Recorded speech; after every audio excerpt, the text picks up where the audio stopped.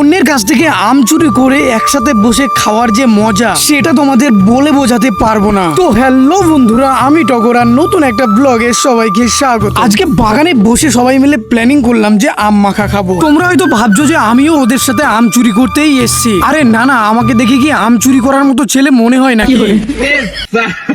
দেখেই যখন নিয়েছো তো চলো আমগুলো ভালো করে আগে কুড়িয়ে নিই। দেখো তোমরা হয়তো আমাদের লুঙ্গি হাফ প্যান্ট দেখে অন্য কিছু মন্তব্য করতে পারো, কিন্তু আমি চাই গ্রামের মধ্যে আমাদের যেটা বাস্তব লাইফস্টাইল সেটাই তোমাদের সঙ্গে তুলে ধরতে। এই দেখো এখন আমরা আমাদের আড্ডার জায়গায় চলে এসেছি আম মাখা বানানোর জন্য। এদিকে ডলির অ্যাসিস্ট্যান্ট ও ডলিও আমাদের টিমেই আছে। তারপরে এখন আমগুলো ভালো করে ধুয়ে কাটা হচ্ছে। এই যে দেখো নতুন আর্টিস্ট কি ডিজাইন বানিয়েছে সেটা নিজেও বলতে পারছে না। তারপরে আমি এটা নিয়ে আমগুলো ছোট ছোট করে কাটছিলাম, কিন্তু না, এটা অতিরিক্ত পরিমাণে ছোট হওয়ায় কোনো মতোই কাটতে পারছিলাম না। তাই আমি ওটা ছেড়ে এখন লঙ্কা পোড়ানোর জন্য লেগে গেছি। লঙ্কা পোড়ানো শেষ আর এখন একের পর এক সমস্ত মশলা দেওয়া হচ্ছে। আমাদের গ্রামের কয়েকজন বিজ্ঞানের মতে মিট মশলা দিলে নাকি খুব টেস্টি হয়, তাই আমরা মিট মশলা দিয়ে প্রথমবার আম মাখা খেতে চলেছি। এদিকে মাখা পুরোপুরি ভাবে কমপ্লিট হয়ে গেছে, এখন সার্ভ করা হচ্ছে। একে একে সবাইকে দেওয়া কমপ্লিট, চলো এখন একটু টেস্ট করা যায় কি রকম হয়েছে। সত্যি কিন্তু মিট মশলাটা দিয়ে স্বাদটা অনেকটাই বেটার হয়েছে।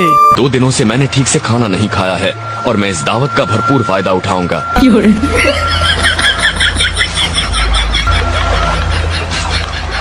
হ্যাঁ, কেমন লাগলো লাইক করে একটা ছোট্ট কমেন্ট করে যেও।